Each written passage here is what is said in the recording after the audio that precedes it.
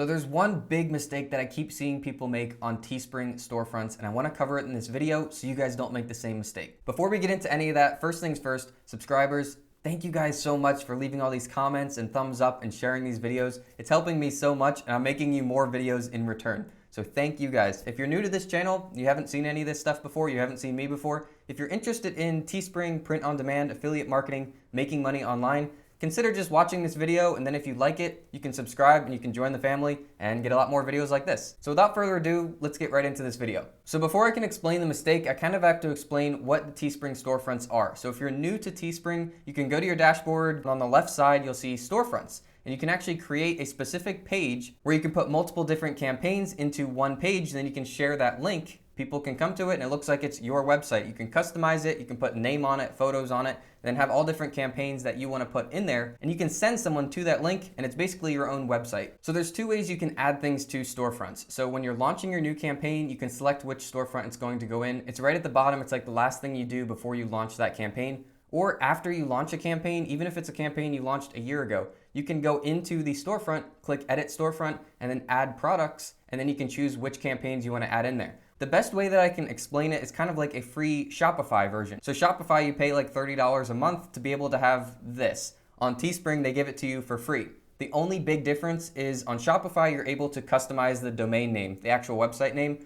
On a Teespring storefront, you're not able to customize it, but I've got a video right here that I'll show you how to make the storefront and actually get pretty close to customizing that name. There's a couple workarounds you can use. So if you're interested in that, you need help on that, feel free to bookmark that video and you can watch it later. But the big mistake that I see people making comes after my recommendation. So my first recommendation for people always is if you don't have your initial sales, or if you want to get more sales and take your Teespring account to the next level, you have to create a storefront for your business. And then you put it on social media and you drive targeted traffic to that storefront, and then anything that they buy when they're in your storefront is your campaign. You're going to get credit for that. It's not like you're just sending them to one campaign on Teespring, and then if they find a different one, they go click on someone else's and they buy that. You just drove traffic for someone else to get the sale. The whole point of the storefront is to get targeted traffic that you are driving to your storefront, so anything that they buy is yours, not someone else's on Teespring. So the big mistake comes on niches. Niches are like categories, so like yoga, like fitness, like basketball, things like that.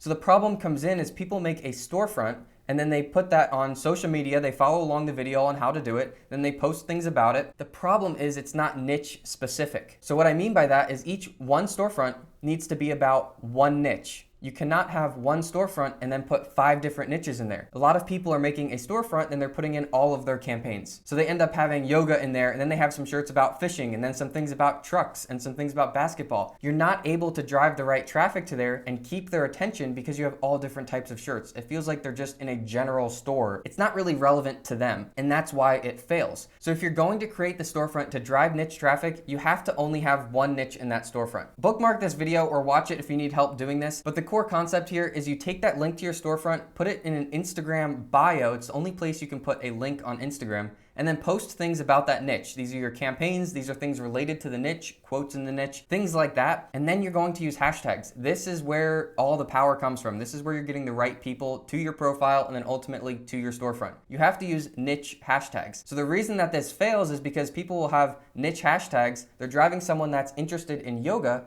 to their profile. It looks good. They click on the storefront. They get there and you've got yoga, but you've also got trucks and fishing and all those other things. So immediately they lose attention. It feels like they're lost and they get back out of it. They go back to Instagram and keep scrolling as they were. Now, if you have a niche specific storefront, you use niche hashtags. People who are interested in yoga that you're getting from those niche yoga hashtags are going to see your post, come to your profile on Instagram, like it, click the storefront link that's in your bio, go to your storefront, and now it's all yoga products. It's all different yoga items. Now you have their attention and they're more likely to actually stick around and buy something. Once you get that niche person to your niche storefront, you want to keep them there. So keeping it all niche related and interesting and top shirts and top campaigns in there, not just every campaign you have in that niche. Put your best ones there. You can have as little as 10 shirts in a storefront and it'll still work great, or you can have 100 plus shirts in a storefront. As long as they're good shirts in that niche. So that's the biggest mistake that I see with Teespring storefronts that I don't want you guys to make, is putting multiple niches in one storefront. You have to only put one niche per storefront. So the cool thing is on Teespring is you can actually create unlimited storefronts. As of right now, you can make as many as you want completely for free. So if you are more advanced and it's not just your first storefront to get your initial sales, you can create multiple storefronts around multiple niches.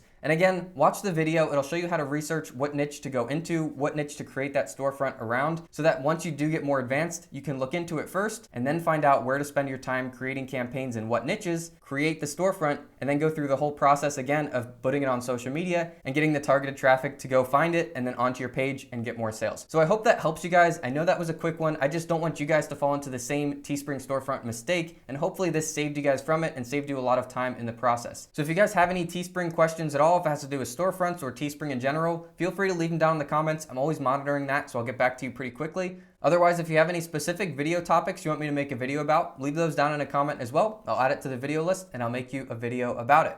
All right, guys, I hope you enjoyed this one. If you liked it, give it a thumbs up. Again, thank you guys so much for supporting this channel, and I'll see you guys in the next video.